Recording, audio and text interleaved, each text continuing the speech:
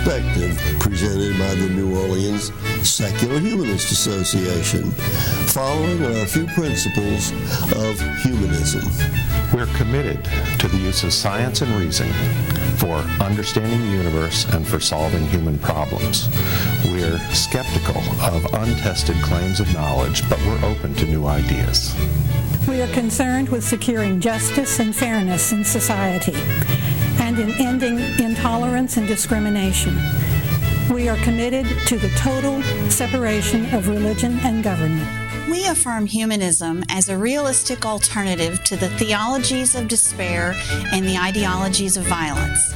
We reject the concept of an afterlife and believe in living a full and rewarding life here and now. We value and respect each individual's right to judge and lead their lives according to their own position, as long as it's respectful of other people, living in a free society. We hope you enjoy today's program and others in the weeks to follow. Thanks for joining us again. I'm Harry Greenberger, host for the show, and today my guest is Christopher Tidmore, who is a reporter and editor with Louisiana Weekly newspaper, and also what else? I'm a wire service reporter for what's called the NNPA, the National Newspaper Publishers Association. It's sort of in that hat that I've come to be your guest today. I see. Well, I'm not sure that you and I are both in agreement as to what we're going to talk about today. Okay. However, Christopher and I have been in contact with each other for a number of years, and the last time we spoke, other than when you recently appeared at our monthly meeting, Christopher brought up a concept with which intrigued me, but I was not at all sure that I was going to agree with him.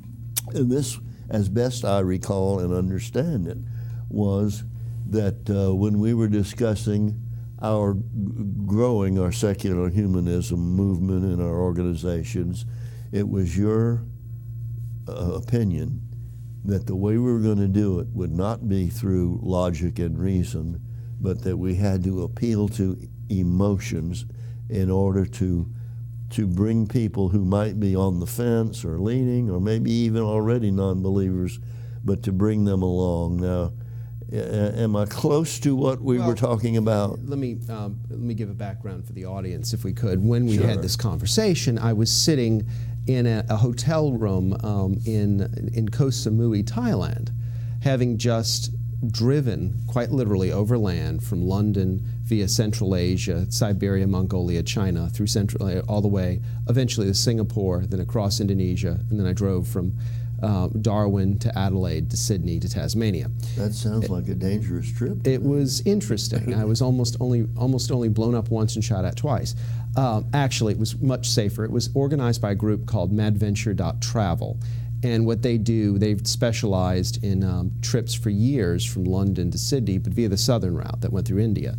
This was the first time they ever tried to go across the Silk Road. And what I observed in that trip sort of educated me in the idea that people's overall are searching for a philosophy or an ideology of life that's transcendent. In most cases, what we're talking about is some religious idea. And when you're trying to get past that, if you cannot give them a modus operandi, if you will, a reason for living, one of two things happens.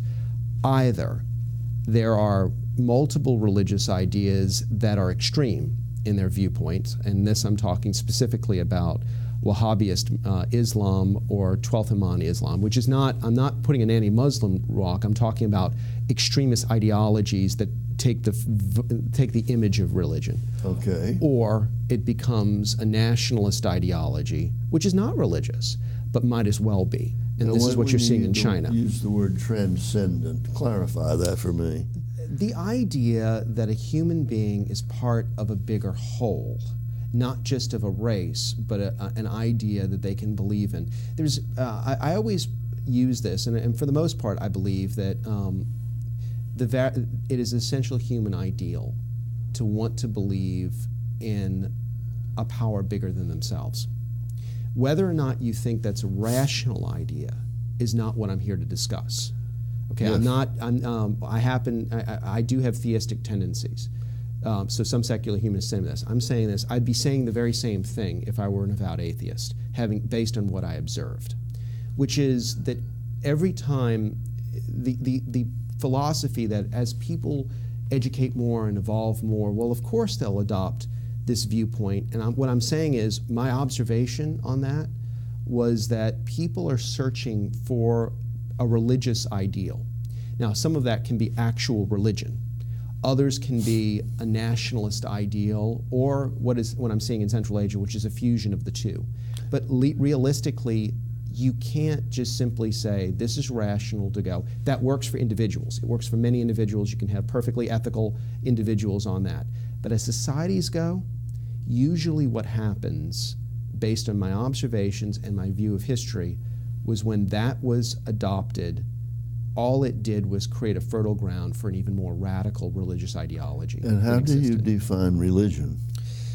Religion can be defined in a variety of ways. The classic definition is a belief in a power higher than yourself. And essentially, but when you say a power higher, that could be a dictator. You mean higher than humans?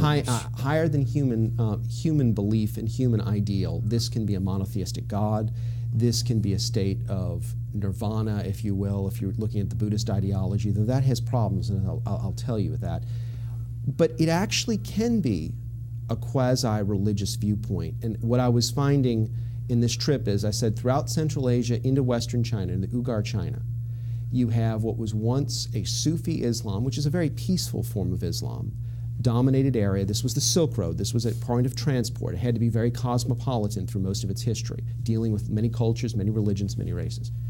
To the Soviet period, where communism itself is a religion. It's not a religion that believes in God, but it's an ideology that believes in a secular, materialist viewpoint that itself has almost a religious viewpoint. That's why I don't use always the classic viewpoint of religion.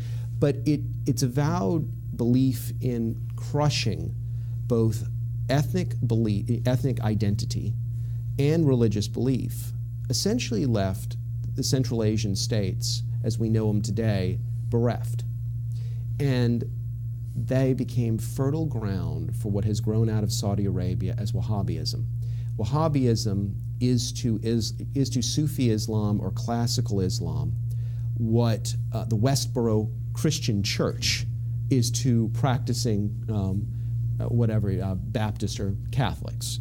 It's an ideology that essentially enshrines violence in violation of very points of the Quran. It is a radical ideology veiled as a religion. In China, when communism essentially became discredited, what has grown up is a nationalism. And what I've found is, and these are all places I loved, I thoroughly enjoyed my trip. Let me not make it, I was not really in danger at any point. I had our tour managers that put this together are expanding this tour to go across it, and I'll give them a little plug at madventure.travel. I highly recommend it. 4 months out of 6, we camped and we were out in the most beautiful places you'll ever see. The remaining, we were in cities that are stunningly beautiful, from Bukhara and Samarkand and Khiva all the way to Beijing, Chengdu, Xi'an, and Phnom Penh. But I found this one trend, that in China, what was going on, it was not a theistic religion, but it was a nationalism on the Chinese ideal, the superior of Chinese. And I was there during the Japanese riots, which were portrayed in the West as arguments or demonstrations over a small group of islands, but I watched a Japanese 18-year-old girl and a film crew essentially being surrounded and stoned in their hotel over this, and I saw what was a dangerous nationalist ideology that frightened me on the same level as somebody in 1936 somebody might have been frightened by Nazism. It was, even though they saw that most Germans were not Nazis, this growing ideology came through. And what it came in was that that's a long way for a TV show of answering your question. Religion is, by classical definition, a belief in a God, if you will. It doesn't have to be, but generally that's what it is. But what in this particular, what I'm saying is, people have the desire to believe in something so much that if you take away a theistic viewpoint that preaches peace to the general population, you'll have plenty of individuals who can deal with that rationally. But as societies, they go searching for something else. And usually what they go searching for is something that, by its nature, Harry, by its nature, ladies and gentlemen, is violent and expansionistic and not tolerant of others, certainly not of those who don't acknowledge the same higher power as they. Well, now, you're talking about violence, which we see today with some forms of Islam, but there's violence in the Old Testament. There's violence even in Christianity. Look, I'm not. Let me be the first one to say, I'm actually a ring-carrying member of the Knights Templar, of the Knights of the Temple of Jerusalem, which is now today, despite popular opinion and Dan Brown books, a charitable organization. We do a lot of charity work. If you say so, go ahead. All right. We actually build schools for Muslim kids in the Middle East as well as Christians. But the point when I say that is, I'm the first one to say Christianity during the time of the Crusades had evolved into an expansionistic religion not all that much different from what we talk about Wahhabism today. Religion itself is like any other viewpoint. It's how it's interpreted and how it's defined. And if you're referring to a religion that makes Romanian nuns go into the worst screws of Calcutta and educate poor kids and makes people do extraordinary things of peace and charity, that's a positive. Make a religion that takes people to take up the sword, the gun, or the IUD suicide bomb, no, it's not. And what I worry about is that societies that sort of abandon the idea of some form of overarching, peaceful theistic ideology eventually fall for something else. And I use the example of where I was. You go across the Silk Road, every museum, every area will have these wonderful Buddhist exhibits that they've dug up. Once the Silk Road, as we know, as this Muslim world, was the center of world Buddhism. Buddhism, believe it or not, has violent things, but it's generally, throughout its history, a peaceful religion. But it became so esoteric that by on or about the first century BC to AD, it had essentially ceased to be a governing philosophy. Buddhism was, to a lot of areas, by the Attis Domini period, what Greek polytheism was at the same time. It was sort of, you gave it lip service, but you didn't really believe it.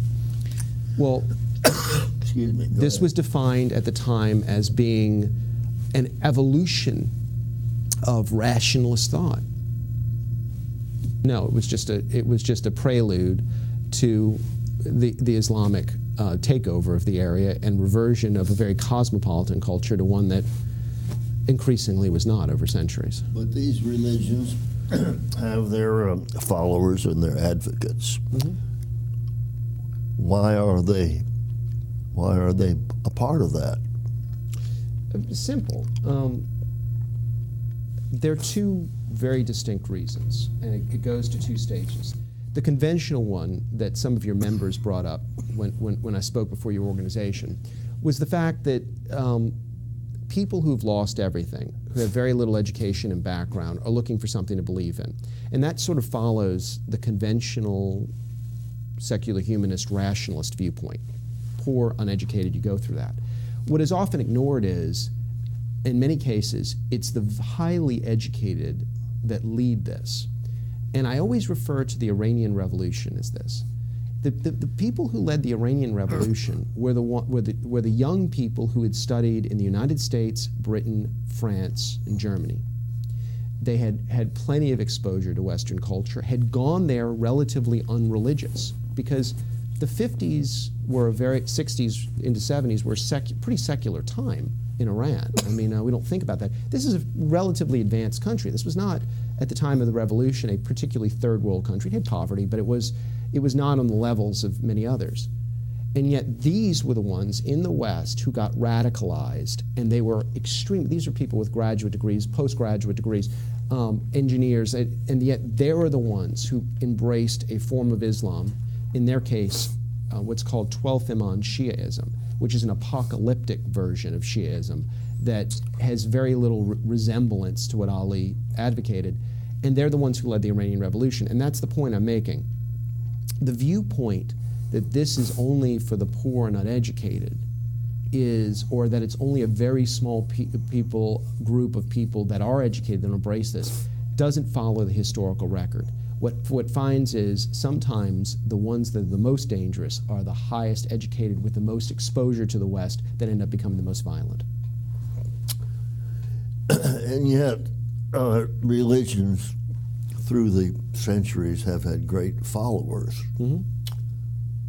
But there appears to be a great movement now away from a belief in the supernatural toward secularism, particularly in Europe.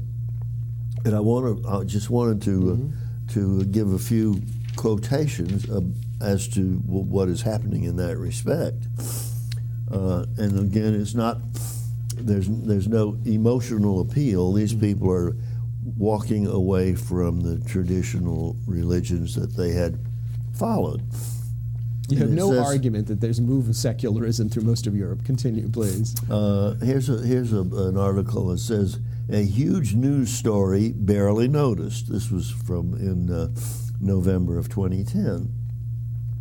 Philosopher historian Will Durant called it the basic event of modern times. He didn't mean the world wars or the end of colonialism or the rise of electronics. He was talking about the decline of religion in Western democracies. The great mentor saw subsiding faith as the most profound occurrence of the past century, a shift of Western civilization rather like former transitions away from the age of kings, the era of slavery, and such epochs. Since World War II, worship has dwindled starkly in Europe, Canada, Australia, Japan, and other advanced democracies. In those busy places, only 5 or 10% of adults now attend church. Secular society scurries along heedlessly. And then he says America seems to be an exception. But then he says, but quietly, under the radar, much of America slowly is following the path previously taken by Europe. Little unnoticed, secularism keeps climbing in the United States. Now, to take that a little bit farther, I'm looking at another article here from December of 2010. Why do Americans claim to be more religious than they are? Okay? And it said that there was a self-reported church attendance survey by one of the qualified survey companies. It says, to the data, there was an obvious clue in hindsight that the survey numbers were hugely inflated. Even as pundits theorized about why Americans were so much more religious than Europeans, quiet voices on the ground asked how, if so many Americans were attending services, the pews of so many churches could be deserted. If Americans are going to church at the rate they report, the churches would be full on Sunday mornings and denominations would be growing. They found, this survey found, that actual church attendance rates for Protestants and Catholics are approximately 1/2 of what people reported. So, even though there may be the appearance of continued religiosity, you say they're just reporting it, but they don't. But they don't go along with it. You're saying Americans basically are following the trends of Europe, and having been someone who, from my teen years, read Will Durant, the author of Caesar and Christ would be the first one to tell you this trend certainly is probably happening. Not probably happening. It's happening. It is happening. It's happening. And it's accelerating. But he would also tell you, and it happens for a while. Because we act as if history is in the past, when history is merely prelude to what happens again. And the reason I use that argument is twofold. One, first of all, in the United States, and this is instructive because these numbers are rising in Europe, what you're finding is mainline denominations are dying. They're dying slower here than they have in Europe. They've effectively already dead. In fact, if you were to step into an Anglican church on average in Britain, or a Lutheran church, these are state-supported churches through most of Europe, you basically, there'd be two old ladies sitting in the front, and that's about it. Take it from someone who used to go to Westminster Abbey for Saturday evening song when the boys' choir's there. It's actually quite lovely. Whether you're a theist or not, it's a wonderful performance. I was usually one of 6 or 7 people. The people actually in the choir loft were more than those in the congregation. So I'm not debating that secularism has been a major trend in Europe, nor that it's happening to mainline congregations. What I've observed, however, is 2 things. One, to quote St. Benedict, pruned it grows again, is that the more conservative the Christian denomination, and I mean that in the sense of very strictly observant, the less fallout, in fact, the increase in numbers that is. Whereas Catholic pews aren't filled, you'll find charismatic Catholics are overflowing, legionaries are overflowing, so on and so forth. Now, that's a small percentage. The reason I bring that up is because of a point that Will Durant himself made in Christ and Caesar. And it had to do with, in the 2nd to 3rd century AD in the Roman Empire, one of the things that was going on was people were increasingly atheist. I mean, there's no other way of putting it. If they gave credence for the gods, it was sort of like paying your taxes. It was sort of, they did it because that's sort of what you had to do if you were Roman, and it wasn't this. And you'd say, well, if you followed that trend, you'd believe that, well, Rome would have become essentially a secularist atheist empire. Except one problem. They started having fewer and fewer children. Because then, as now, there is a direct ratio to the number, to religious attendance and the number of children that you have. Yes, And every stat. So what happens is, yeah, for a while. And then what happens? Well, one of 2 things happens. Either the more conservative of the traditional religious viewpoint becomes predominant, or another group comes in that has a lot of children, that permeates the society, and slowly the society's religious balance changes to where it becomes another nation. I might point out, if you look in traditional history, most of the people that we think of in Europe didn't live there on or about until about the 4th or 5th century, and then they did because there were just so many fewer proportionate Romans than there had been 2 centuries before. That's happening now in Europe.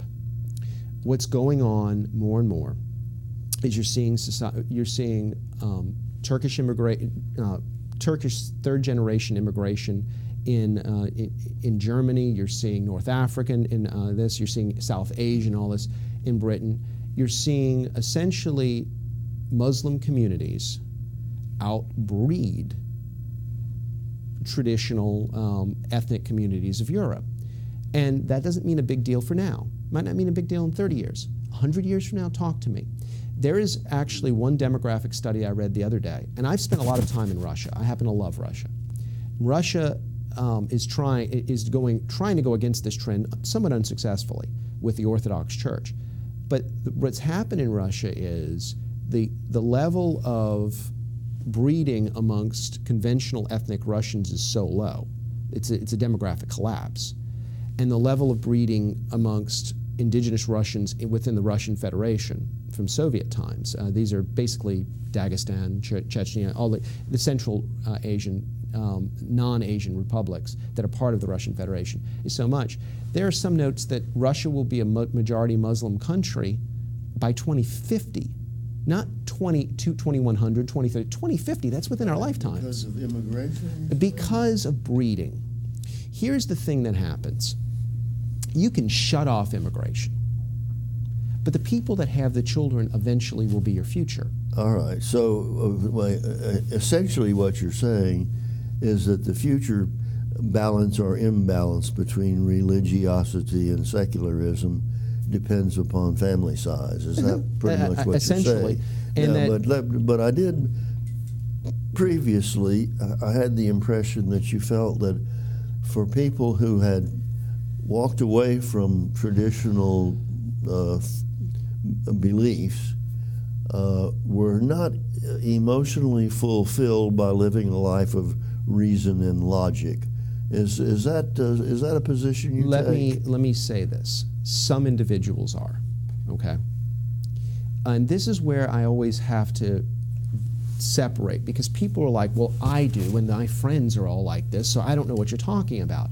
And I'm a political journalist, so most of my time is not spent in religious philosophy, it's voting trends. And one of the things I always tell people is you and your friends are not representative of what happens in society. I don't care where you fall on the political spectrum. We tend to attract like-minded people by nature.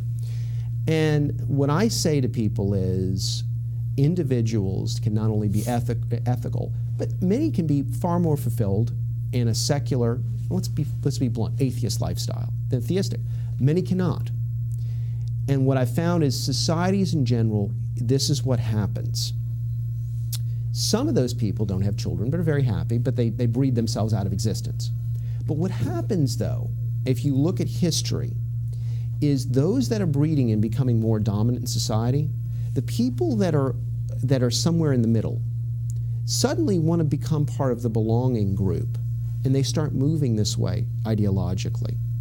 And they start adopting small, small, large, large, large, and become the other group. And the reason, and the example I always use this, if you want to use history, you want to use Will Durant, is in 854, the vast majority of all Egyptians were Christians. Yet, it's just a few centuries later, the Christians are a major minority. Well, what happened? Well, when I say Christians, you had a small group that bred, but you had essentially a large group that went through the same process we're talking about right now. They're essentially secularist. They gave lip service to Christianity, but they were Greek rationalist separatists. Except what happened? Many of them didn't breed. The remainder, though, over time, wanted to be part of the growing majority. What did you end up with? A majority Muslim country. And we're not just talking about Islam. This can happen with many different philosophies. The point I'm getting at is, over time, demography doesn't just breed you out of existence. Sooner or later, the people who don't believe in something are looking for something to believe in. And if you don't have an emotional, overwhelming philosophy that actually attracts them to a goal or an idea bigger than themselves, in most cases, this is a theistic idea, they're going to fall for another theistic idea. All right. Well, when you say believe in, and people ask me, what do I believe in? It's not what I believe in. It is what I have seen substantially supported by facts and reality, which is not a belief. It is an acceptance of proven items, whether it's evolution or the absence of a supernatural being. To me, that is not a belief. That is an understanding of the world around me. Well, I happen to believe in evolution too, but I didn't see evolution occur, so we end up with an argument that for most people could keep going and going and going and still doesn't answer. How do you speak to someone's heart? All right. Ours can't keep going and going because our time has run out. Christopher, I thank you very much for being here with us. Thank you much, Harry. I thank you folks for being here for today's show, and come hear us again.